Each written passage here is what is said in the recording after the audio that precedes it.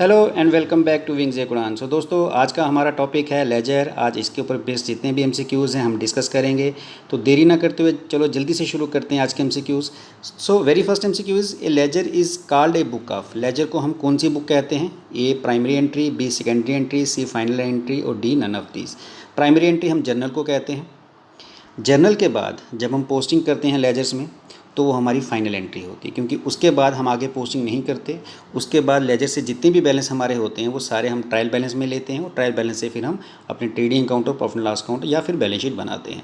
So ledger is a book of final entry. Right answer is C, मतलब final entry. चलिए दोस्तों, next शुरू करते हैं MCQ. A ledger account is prepared from. Ledger को हम कहाँ से प्रिपेयर करते हैं? Options are A events, B transaction, C journal, D none of this. ये तो मुझे आई होप सबको पता होगा कि लेजर्स हम कहाँ से बनाते हैं। हम with the help of journal, जो हमने जर्नल बनाई हैं उनकी हेल्प से हम फिर लेजर्स में पोस्टिंग करते हैं। सो राइट आंसर इज़ सी, कि लेजर्स हम कहाँ से बनाते हैं? जर्नल से। चलिए दोस्तों, नेक्स्ट पे मूव करते हैं। Debit balance of personal account indicates. Personal account का डेबिट बैलेंस जो है वो हमें क्या बताता है? Option A amount receivable, B amount payable, C cash in hand, D none of this. देखिए दोस्तों, पर्सनल अकाउंट सबसे पहले मैं बात करूं, पर्सनल अकाउंट यानी जो किसी के नाम की ट्रांजैक्शन रिकॉर्ड करता है। ठीक है। अब अगर मान लो आपने किसी को गुड्स उधार में बेची हैं, तो आप अगर उसकी गारंटी बनाओ तो क्या बनेगी? जिसको आपने उधार दिया, सपोज करो कि आपने डेविड को उधार दिया है, तो डेविड डेबिट टू सेल्स। तो डेबिट से आपने पैसा लेना है। अगर आप कैश में लेते हो तो कैश टू सेल्स, और अगर उधार में दिया तो उसका नाम आ जाएगा। ठीक है। तो इसने क्वेश्चन में यही है कि डेबिट बैलेंस। अब डेबिट कहाँ पे आ रहा है? डेबिट आ रहा है डेबिट में। कहता है डेबिट बैलेंस किसी पर्सनल अकाउंट का क्या इंडिकेट करता है। तो आप खुद देखो इसमें क्या इंडिकेशन मिल रहा है हमें कि हमें डेबिट से पैसा लेना है। ठीक है, क्योंकि हमने उसको उधार में गुड्स बेची हैं। सो ऑप्शन के हिसाब से हमने पैसा लेना है। तो ऑप्शन क्या है? एक amount receivable, B amount payable, C cash in hand, D none of this. तो हमारा ऑप्शन क्या रहेगा? अमाउंट रिसीवेबल, जो पैसा हमें रिसीव करना है। अमाउंट पेएबल का मतलब जो पैसा पे करना है, वो क्रेडिट बैलेंस में आता है। ठीक है। कैश इन हैंड हो गया जो हमारे पास कैश है। ये कैश तो नहीं है, ये तो भी रिसीव करना है, इसलिए ये आंसर भी नहीं हो सकता, और नन ऑफ दिस तो इसमें से है नहीं। चलिए दोस्तों, नेक्स्ट पे मूव करते हैं। The balance of cash account indicates. Cash account का जो बैलेंस है वो हमें क्या बताता है? Option are A net income, B cash in hand, C total cash received, D total cash paid. तो बैलेंस जो है कैश का वो हमें क्या बताता है? दोस्तों, आप सब ने कैश बुक बनाई थी। ठीक है। दो साइड्स थी, डेबिट क्रेडिट। इसमें आप जितनी भी रिसिप्ट्स थी वो लिख देते थे, इसमें आप पेमेंट लिख देते थे क्रेडिट साइड में। ठीक है। अब इसने कहा डेबिट बैलेंस। डेबिट बैलेंस का मतलब कि अगर डेबिट साइड कौन सी है? ये आपकी डेबिट साइड है। अगर आपकी डेबिट साइड बड़ी है तो डेबिट साइड में क्या लिखते हो आप? रिसिप्ट्स। और क्रेडिट साइड में क्या लिखते हो? पेमेंट। तो रिसिप्ट्स में से पेमेंट निकालने के बाद आपके पास जो पैसा बचेगा तो उसको हम क्या बोलेंगे? तो सिंपल आप सबको आंसर मिल ही गया होगा कि टोटल रिसिप्ट जितनी आई पेमेंट कर दी, बाकी जो बचा वो हमारा क्या होगा? दैट इज़ कॉल्ड बी, यानी कैश इन हैंड, जो हमारे पास पैसा बचा हुआ है। ये आपने कैश बुक में देखा भी था। चलिए दोस्तों, नेक्स्ट पे मूव करते हैं। Fifth is the trial balance shows. Trial balance क्या शो करता है? Options are A both debit and credit balance, B only debit balance, C only credit balance, D none of this. तो आपने trial balance बनाया, आपने देखा कि trial balance जो बनता है उसकी दो साइड्स होती हैं, डेबिट और क्रेडिट। तो इसमें आप सारे बैलेंस लिखते हो, डेबिट और क्रेडिट के जितने भी जो आपकी लेजेस बनी हैं उसके जो भी बैलेंसेस आए हैं, चाहे वो डेबिट में आए हैं चाहे क्रेडिट में, वो सारे लिखते हो। So answer is A both debit and credit balance. Next move करते हैं 6 पे। Business transactions are recorded. Business transaction को हम किस ऑर्डर में रिकॉर्ड करते हैं? ये हम पहले भी डिस्कस कर चुके हैं कि बिजनेस ट्रांजैक्शन को इन ऑर्डर ऑफ अक्यूरेंस, यानी जब वो हुई हम तभी उसको रिकॉर्ड करते हैं। तो business transaction are recorded A in chronological order, weekly, at the end of month, any of this. तो ये मैंने पहले भी बता चुका हूँ, पहले भी आ चुका है कि उसको हम क्रोनोलॉजिकल ऑर्डर यानी ऑर्डर ऑफ अक्यूरेंस, जिस हिसाब से वो आती हैं, जो पहले आएगी वो पहले लिखी जाएगी ट्रांजैक्शन, जो दूसरी ट्रांजैक्शन है वो उसके बाद आएगी, तो उसको हम कहते हैं क्रोनोलॉजिकल ऑर्डर। चलिए दोस्तों, नेक्स्ट पे मूव करते हैं। Credit balance of bank account indicates. Bank account का जो क्रेडिट बैलेंस है वो हमें क्या बताता है? दोस्तों, कैश बुक आप सबने पढ़ी है। ठीक है। आपको याद होगा उसमें दो कॉलम बनते थे, एक कैश के लिए एक बैंक के लिए, एक कैश के लिए एक बैंक के लिए। यहाँ पे आप सारी रिसिप्ट्स लिखते हो, यहाँ पे आप सारी पेमेंट, चाहे कैश की हैं या बैंक की। इस तरफ भी क्रेडिट साइड में भी कैश और बैंक की पेमेंट्स। तो क्वेश्चन ये है कि अगर क्रेडिट साइड बड़ी हो, मैंने आपको कहा कि डेबिट साइड में जो है वो रिसिप्ट्स आती हैं, क्रेडिट साइड में पेमेंट आती हैं। तो अगर बैंक की क्रेडिट साइड बड़ी है, इसका मतलब आपने ज़्यादा पेमेंट की है, जितना आपके पास बैंक बैलेंस है उससे ज़्यादा पेमेंट की है। तो अगर आपने जितना बैंक बैलेंस था उससे ज़्यादा पेमेंट अपने बैंक अकाउंट से कर दी है, इसका मतलब आपको बैंक को कुछ पैसा देना पड़ेगा जो आपने ज़्यादा पेमेंट की है। तो इसी को हम क्रेडिट बैलेंस बोलेंगे। क्रेडिट बैलेंस का मतलब होता है जो साइड बड़ी है उसका बैलेंस। अगर क्रेडिट साइड बड़ी है तो उसको बोलेंगे क्रेडिट बैलेंस, अगर डेबिट साइड बड़ी है तो उसको बोलेंगे डेबिट बैलेंस। तो अगर जो बैंक अकाउंट अगर क्रेडिट बैलेंस है यानी क्रेडिट साइड बड़ी है तो वो क्या इंडिकेट करेगी, मैंने बता दिया कि इट मीन्स आपने जितना आपके पास पैसा था उससे ज़्यादा पेमेंट की है, मतलब आपको बैंक को पैसा देना है जितनी आपने ज़्यादा पेमेंट कर दी है। सो ऑप्शन में देख लेते हैं अब ये क्या है। वो बैंक बैलेंस तो बिल्कुल इंडिकेट नहीं करेगा क्योंकि आपने ज़्यादा पेमेंट की है। अमाउंट पेएबल टू बैंक, आपने बैंक को जो पैसा देना है, amount payable by the bank, bank ने आपको जो पैसा देना है, और नन ऑफ दिस। तो मैंने अभी बताया कि अगर आपने ज़्यादा पेमेंट कर दी हैं, अपने अकाउंट में जितना पैसा था उससे ज़्यादा, इसका मतलब आपने बैंक को पैसा देना है, तो वो इंडिकेट करेगा अमाउंट पेएबल टू बैंक, कि आपने जो बैंक का पैसा पे करना है। चलिए दोस्तों नेक्स्ट पे मूव करते हैं। Which of the following account will invariably have a debit balance, इनमें से किसका डेबिट बैलेंस, किस अकाउंट का डेबिट बैलेंस होगा। Options are A account receivable, B account payable, current account of partner, C और डी है बैंक अकाउंट। सबसे पहले आपको बता दूं डेबिट बैलेंस किसका होता है, जितने भी एसेट्स होते हैं उन सबका डेबिट बैलेंस होता है, ठीक है। तो अब यहाँ पे कहता है किसका डेबिट बैलेंस होगा। अकाउंट रिसीवेबल ये एसेट है, इसका डेबिट बैलेंस होता है, ठीक है। अकाउंट पेएबल, पेएबल मतलब आपने पे करना, इट मीन से लाइबिलिटी है, और लाइबिलिटी का हमेशा ही क्रेडिट बैलेंस होता है। सो बी ऑप्शन तो आएगा नहीं। Current account of partners, partners के करंट अकाउंट, ये मैंने आपको बताया था पार्टनरशिप में, पार्टनर्स के करंट अकाउंट का डेबिट बैलेंस भी हो सकता है, क्रेडिट, यानी दोनों में से कोई भी हो सकता है। और बैंक अकाउंट अभी मैंने समझाया कि जो अगर हमने बैंक से पैसा लेना है तो वो हमारा फेवरेबल बैलेंस है, यानी बैंक में जो पैसा पड़ा है, और अगर हमने बैंक का पैसा देना है वो ओवरड्राफ्ट कहलाता है, तो वो क्रेडिट बैलेंस है। तो इसमें भी दोनों बैलेंस हो सकते हैं, डेबिट भी और क्रेडिट भी। तो पहले को छोड़कर बाकी सबका अकाउंट पेएबल का क्रेडिट बैलेंस होता है, करंट अकाउंट ऑफ पार्टनर दोनों बैलेंस हो सकते हैं, डेबिट और क्रेडिट, और बैंक अकाउंट का भी डेबिट और क्रेडिट दोनों बैलेंस हो सकते हैं, ठीक है। सो राइट आंसर उस हिसाब से हमारा क्या बन रहा है, अकाउंट रिसीवेबल की एसेट्स का हमेशा ही डेबिट बैलेंस होता है। चलिए दोस्तों आई होप ये क्लियर है। नेक्स्ट पे आते हैं। Ninth is which of the following account will invariably have credit balance. अब देखिए दोस्तों सिंपल मैंने कहा कि एसेट्स हमेशा डेबिट बैलेंस और लाइबिलिटीज़ का हमेशा क्रेडिट बैलेंस। तो इनमें से किसका क्रेडिट बैलेंस होगा। ए करंट अकाउंट ऑफ प्रोपराइटर, अभी मैंने बताया जो करंट अकाउंट है इसका कोई भी बैलेंस हो सकता है, डेबिट भी और क्रेडिट भी। अकाउंट रिसीवेबल ये हमारा एसेट है, एसेट्स का तो हमेशा ही डेबिट बैलेंस होता है, तो ये भी नहीं है। थर्ड क्या है, अकाउंट पेएबल, और लाइबिलिटी का मैंने कहा कि हमेशा क्रेडिट बैलेंस होता है, और क्वेश्चन भी यही है कि इनमें से क्रेडिट बैलेंस किसका होगा। So right answer is C, यानी अकाउंट्स पेएबल। नेक्स्ट आते हैं टेंथ पे। Tenth is personal account of a customer is likely to have, किसी कस्टमर का पर्सनल अकाउंट का कौन सा बैलेंस होता है। Only debit entries, sorry balance का नहीं है, personal account of customer is likely to have, entries की बात हो रही है, बैलेंस की बात नहीं हो रही कि किसी कस्टमर का जो पर्सनल अकाउंट है उसमें कौन सी एंट्रीज होंगी, सिर्फ debit entries A part, B only credit entries, C both debit and credit entries. तो किसी भी कस्टमर का जो क्रेडिट अकाउंट होगा उसमें दोनों ही तरह की एंट्रीज होती हैं, डेबिट और क्रेडिट। क्योंकि जब जो कस्टमर है हमने उससे पैसा लेना है तो हमने उसको डेबिट कर दिया, लेकिन जब हम उससे पैसा ले लेंगे, जब वो हमें कैश दे देगा तो उसका अकाउंट क्रेडिट भी हो जाएगा। हमने पैसा लेना था तो हमने डेबिट कर दिया, और हमने पैसा ले लिया तो उसको हम क्रेडिट भी कर देते हैं। तो उसमें दोनों होती हैं, both debit and credit entries. चलिए दोस्तों, ledger is a book in which, ledger वो बुक है जिसमें A real and nominal accounts are maintained, जिसमें हम रियल और नॉमिनल अकाउंट बनाते हैं, B real personal and nominal account are maintained, जिसमें real and personal account are maintain, जिसमें रियल और पर्सनल अकाउंट बनाते हैं, C real personal and nominal accounts are maintain, जिसमें तीनों अकाउंट रियल पर्सनल नॉमिनल बनाते हैं, और डी नन ऑफ दिस। तो लेजर्स में हम तीनों ही तरह के अकाउंट बनाते हैं, रियल, पर्सनल और nominal. So right answer is C. तो दोस्तों नेक्स्ट पे मूव करेंगे। If you required to prepare the ledger account of a creditor, अगर आपको किसी क्रेडिटर का लेजर अकाउंट बनाना है, on which side of ledger account will you show.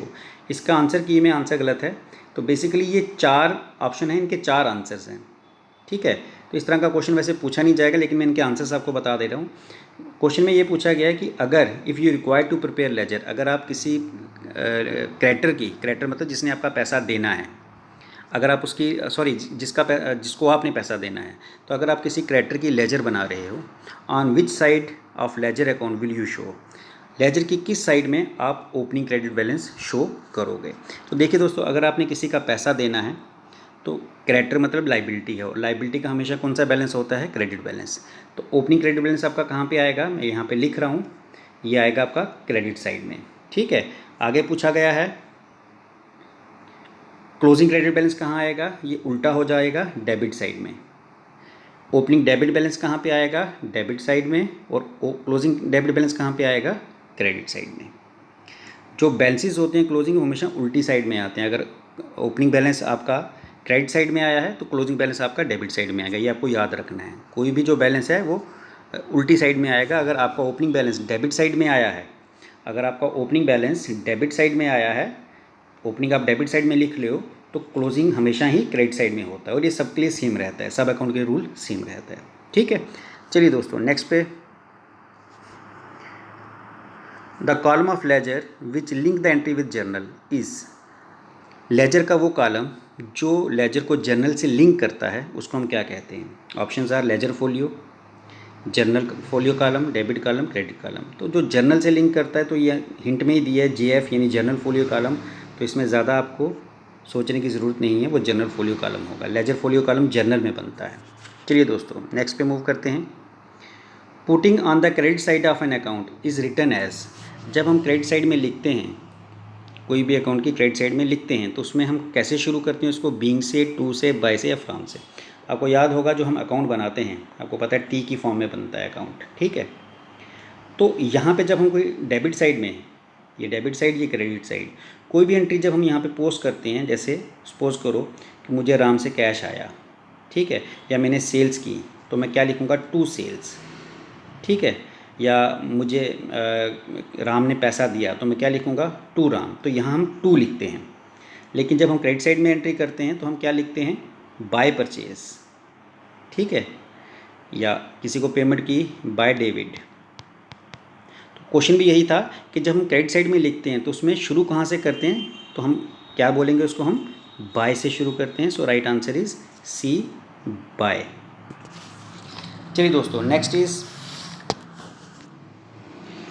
Nominal account having debit balance represent. Nominal account कौन सा होता है, जिसमें हम अपने एक्सपेंसेस, लॉसेस, इनकम, गेंस के ट्रांजैक्शंस को रिकॉर्ड करते हैं।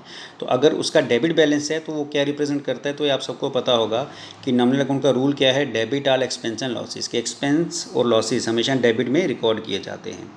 तो क्वेश्चन भी यही है कि nominal account having debit balance represent, वो किसको रिप्रेजेंट करेगा, एक्सपेंस एंड लॉसेस को, यानी बी पार्ट। इनकम और गेंस क्रेडिट में लिखे जाते हैं। चलिए दोस्तों next is account having credit balance is closed by writing. अब जो जिस अकाउंट का क्लोजिंग बैलेंस होगा उसको हम क्लोज कैसे करेंगे। अकाउंट हैविंग क्रेडिट बैलेंस, कोई भी अकाउंट जिसका क्रेडिट बैलेंस है उसको हम क्लोज करते वक्त क्या लिखेंगे। तो दोस्तों ये फिर से मैं बता दूं कि ये आपका सपोज अकाउंट है। ठीक है, क्रेडिट बैलेंस का मतलब क्या है, ये आपकी क्रेडिट साइड है, ये डेबिट साइड। क्रेडिट बैलेंस का मतलब हो गया कि अगर आपकी क्रेडिट साइड बड़ी है, अगर ये वाली साइड बड़ी है, तो जब ये वाली साइड बड़ी है, इसमें से मैं डेबिट साइड जो कि इसके मुकाबले छोटी होगी, जब इसमें से ये मैं माइनस करूँगा, तो माइनस करने के बाद जो बैलेंस है उसको हम क्या लिखते हैं, टू बैलेंस कैरी डाउन। और अगर डेबिट साइड बड़ी हो तब लिखते हैं बाय बैलेंस ब्रॉट डाउन। तो यहाँ पे इसने क्रेडिट बैलेंस की बात की है। तो जब क्रेडिट साइड बड़ी है उसमें से जब डेबिट साइड जो कि छोटी साइड है वो माइनस करते हैं, उसके बाद जो नीचे लिखते हैं उसको क्या लिखते हैं, टू बैलेंस कैरिड डाउन। ठीक है, तो हमारा आंसर क्या रहेगा इसमें, टू बैलेंस कैरी डाउन, यानी फर्स्ट ही। टू बैलेंस ब्रॉट डाउन तो ओपनिंग बैलेंस होता है, यानी ये क्लोजिंग बैलेंस, आज का जो क्लोजिंग बैलेंस है, जब नेक्स्ट डे पे हम लेके जाएंगे या नेक्स्ट वीक पे लेके जाते हैं या नेक्स्ट ईयर पे लेके जाते हैं तो उसको बैलेंस ब्रॉट डाउन लिखते हैं, यानी पीछे वाला बैलेंस आगे लाया जाना। बाय बैलेंस कैरी डाउन तब लिखा जाता है जब डेबिट साइड में बड़ी हो, और बाय बैलेंस ब्रॉट डाउन जो उसका क्लोजिंग बैलेंस है डेबिट साइड का, जब नेक्स्ट डे पे लाया जाएगा, यानी न्यू डे पे या न्यू वीक पे या न्यू मंथ पे, तो उसको by balance brought down. Brought down का मतलब पीछे वाला बैलेंस आगे लाना, वो चाहे डे का हो, मंथ का हो, वीकली हो। ठीक है, तो आंसर की में इसका आंसर रॉन्ग दिया हुआ है, शायद सी दिया है, तो आपको उसको करेक्ट कर लेना है। चलिए दोस्तों next is when the total of debit and credit are equal it represent. देखिए अगर दोनों साइड्स बराबर हैं, ये आपका अकाउंट है, ये डेबिट साइड है और ये क्रेडिट साइड, अगर ये दोनों ही साइड्स आपकी बराबर हैं, दोनों इक्वल हैं, तो बैलेंस क्या आएगा? ज़ीरो। अगर मान लो यहाँ पे 500 है और यहाँ पे भी 500 बन रहा है, तो बैलेंस तो कुछ बन नहीं रहा, तब उसको हम क्या बोलेंगे? सीधा तब हम उसको बोलेंगे नील बैलेंस, क्योंकि कोई भी बैलेंस इसमें नहीं बना, ना डेबिट बैलेंस ना क्रेडिट बैलेंस, तो इसको हम बोल देंगे नील बैलेंस। चलिए दोस्तों नेक्स्ट पे मूव करते हैं। Which of the following account is increase by credit entry? इनमें से कौन सा अकाउंट है जो क्रेडिट एंट्रीज की वजह से इंक्रीज होता है? So options are A sales return account, B bank overdraft, C goodwill account और डी परचेज अकाउंट। देखिए दोस्तों, सेल्स रिटर्न, अगर आप सेल्स रिटर्न की बात करो तो सेल्स हमेशा क्रेडिट में आती है। आप जनरली बनाते हो तो सेल्स को आप क्रेडिट में लिखते हो, लेकिन सेल्स रिटर्न आप कहाँ लिखते हो? उल्टा, यानी सेल्स रिटर्न आपकी आ जाएंगी डेबिट में। तो सेल्स रिटर्न का हमेशा डेबिट बैलेंस होता है। और कहता है कि किस विच of the following account is increase by credit entry? इसमें से कौन सा अकाउंट है जो क्रेडिट एंट्री से इंक्रीज होगा? लेकिन सेल्स रिटर्न तो डेबिट एंट्री से इंक्रीज होती है, इसलिए ये आंसर गलत है। बैंक ओवरड्राफ्ट, इसकी बाद में बात करेंगे, पहले गुडविल की बात कर लें। गुडविल हमारा एसेट है। एसेट्स जब भी लिखते हैं हम डेबिट साइड में लिखते हैं। आप कोई भी एसेट की ट्रांजेक्शन लिखोगे तो आप एसेट उसको डेबिट साइड में लिखते हो, जैसे परचेज मशीनरी या परचेज बिल्डिंग, ठीक है। तो गुडविल भी आपका एसेट है, तो गुडविल की भी रिकॉर्डिंग जो है डेबिट साइड में की जाती है, क्योंकि एसेट सारे डेबिट साइड में लिखे जाते हैं। तो ये भी क्रेडिट एंट्री करने से इंक्रीज़ नहीं होगा, उल्टा डिक्रीज़ हो जाएगा। परचेज़, जब भी हम परचेज़ करते हैं हम परचेज़ को डेबिट करते हैं, तो जब भी परचेज़ डेबिट होगी तो इंक्रीज़ होगी, लेकिन क्रेडिट करने से डिक्रीज़ हो जाएगी, तो ये भी गलत है। हमें सिर्फ इतना पूछा गया कि क्रेडिट एंट्री करने से कौन सा बैलेंस इंक्रीज़ होगा। ये तीनों ही ए, सी और डी, ये तीनों ही क्रेडिट एंट्री से डिक्रीज़ होते हैं। तो इंक्रीज़ कौन सा होता है? बैंक ओवरड्राफ्ट, क्योंकि जब भी bank overdraft is a liability, और लाइबिलिटीज़ आपको पता है कि लाइबिलिटीज़ का हमेशा क्रेडिट बैलेंस होता है, मतलब जब भी लाइबिलिटीज़ इंक्रीज होती हैं तो क्रेडिट होती हैं। So bank overdraft is a liability, और ये जब भी इंक्रीज होगी तो क्रेडिट होगी। सो क्रेडिट एंट्री करने से हमारा बैंक ओवरड्राफ्ट जो है इंक्रीज होगा। So right answer is bank overdraft. चलिए दोस्तों नेक्स्ट पे मूव करें। The process of transferring the debit and credit items from a journal to their respective account. अपने जर्नल से हम जब उनके अकाउंट्स में ट्रांजैक्शंस को ट्रांसफ़र करते हैं, यानी जिनको हम ग्रुपिंग कहते हैं, सिमिलर नेचर की ट्रांजैक्शन एक जगह पे रखते हैं, तो उसको हम क्या बोलते हैं? So options are balancing, posting, arithmetic and entry. तो अपनी जर्नल से जितनी भी डेबिट क्रेडिट की ट्रांजैक्शन हम पर्टिकुलर अकाउंट्स में रिकॉर्ड करते हैं, उसको हम क्या बोलते हैं? उसको हम पोस्टिंग बोलते हैं, जिसको हम कहते हैं पोस्टिंग इन लेजर। चलिए दोस्तों नेक्स्ट पे मूव करते हैं। Next is the account is a device used by accountant to record.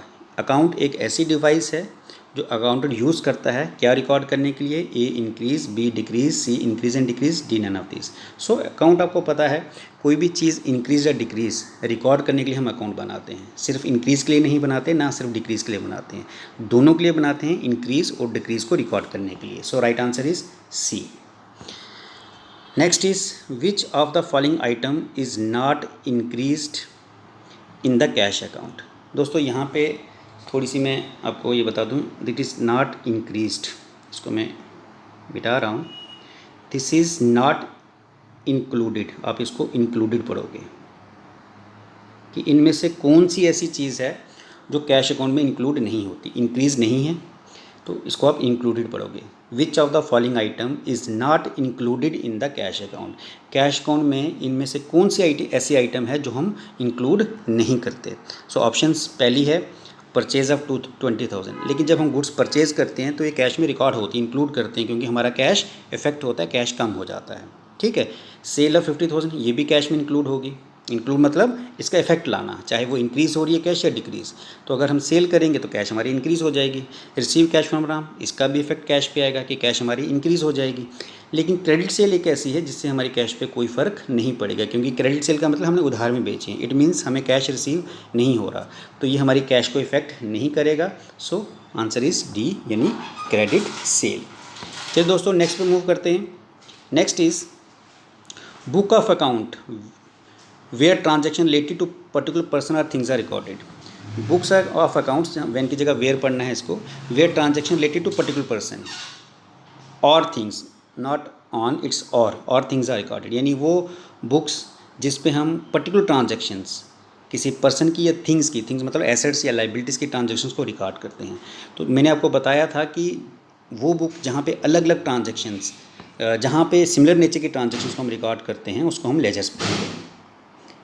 तो यहाँ पे हमारे ऑप्शंस क्या हैं, जनरल जनरल में तो हर तरह की ट्रांजैक्शन रिकॉर्ड करते हैं, ठीक है, चाहे सेल की है या परचेज़ की है, एक्सपेंस की है, इनकम की है, वहाँ हर तरह की ट्रांजैक्शन रिकॉर्ड होती है। यहाँ पे लिखा है पर्टिकुलर पर्सन या थिंग्स की, जहाँ पे सिर्फ पर्टिकुलर पर्सन या थिंग्स की ट्रांजैक्शन रिकॉर्ड हो तो उसको हम ट्रायल बैलेंस नहीं बोलते, उसको हम बोलेंगे सी इज़ जनरल लेजर, जहाँ पे हम पर्टिकुलर ट्रांजैक्शन अलग अलग जगहों पे रिकॉर्ड करते हैं। सेल्स की अलग रिकॉर्ड हो जाती हैं, परचेज़ की अलग रिकॉर्ड हो जाती हैं, एक्सपेंस की अलग रिकॉर्ड हो जाती हैं, तो उसको हम लेजर्स बोलते हैं।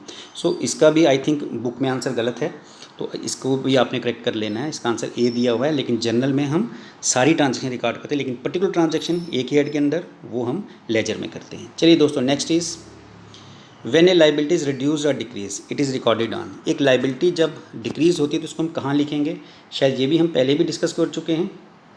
तो ये आपका मान लो अकाउंट है, लाइबिलिटी जब इंक्रीज़ होती है तो हम क्रेडिट साइड में लिखते हैं, ठीक है, लेकिन लाइबिलिटी जब डिक्रीज़ होती है तो हम डेबिट साइड में लिखते हैं। तो यही क्वेश्चन है, when a liability is reduced और decrease it is recorded on. तो आप देख रहे हो उसको कहाँ रिकॉर्ड कर रहे हैं हम, डेबिट साइड में, या फिर इसको लेफ्ट साइड भी बोलेंगे। तो हम देखेंगे इसमें से डेबिट और लेफ्ट साइड कोई आंसर है क्या। सो आंसर यहाँ पे क्या दिए हैं, राइट और डेबिट साइड। इसने कहा राइट साइड, राइट साइड आपकी ये है, ठीक है, लेकिन ये डेबिट साइड नहीं है, ये क्रेडिट, राइट और डेबिट साइड, ये राइट साइड तो है आपकी और ये आपकी डेबिट साइड भी है। उसके बाद लेफ्ट और डेबिट साइड, लेफ्ट साइड, एक मिनट दोस्तों। सो फर्स्ट इज़ राइट और debit side of account, account की राइट साइड या डेबिट साइड। आप देख रहे हो कि राइट साइड तो ये वाली है, लेकिन ये इसकी डेबिट साइड नहीं है। दूसरा, इसका मतलब ये गलत है क्योंकि राइट साइड है लेकिन ये क्रेडिट साइड है। दूसरा बी, लेफ़्ट और डेबिट साइड, ये आपकी लेफ़्ट साइड है और ये डेबिट साइड भी है, तो दोनों ही सही हैं क्योंकि डेबिट साइड में रिकॉर्ड होती है और डेबिट साइड हमारी कौन सी होती है, लेफ़्ट वाली। सो आंसर इज़ बी, यानी लेफ़्ट और डेबिट साइड। चलिए दोस्तों, नेक्स्ट पे मूव करते हैं। General ledger is also known as, जो हम लेजर्स बनाते हैं उसको हम क्या कहते हैं, book of original entry. Book of original entry इसको नहीं बोलते क्योंकि वो तो जर्नल को बोलते हैं, हम लेजर की बात कर रहे हैं। टी अकाउंट, इसको बाद में डिस्कस करेंगे। सोर्स डॉक्यूमेंट, तो वो होता है जहाँ से हम एंट्रीज को रिकॉर्ड करते हैं, यानी जिसकी हेल्प से जो हमारे पास एक एविडेंस होता है to record a transaction. Voucher भी उसी को बोलते हैं, ठीक है। तो ये सोर्स डॉक्यूमेंट वोचर मैंने आपको करवाया कि ये जो एविडेंस होती हैं, जिन एविडेंस से हम अपनी ट्रांजैक्शंस को रिकॉर्ड करते हैं।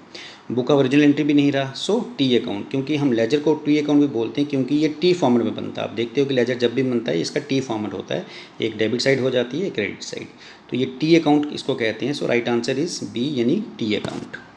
चलिए दोस्तों, नेक्स्ट पे मूव करेंगे।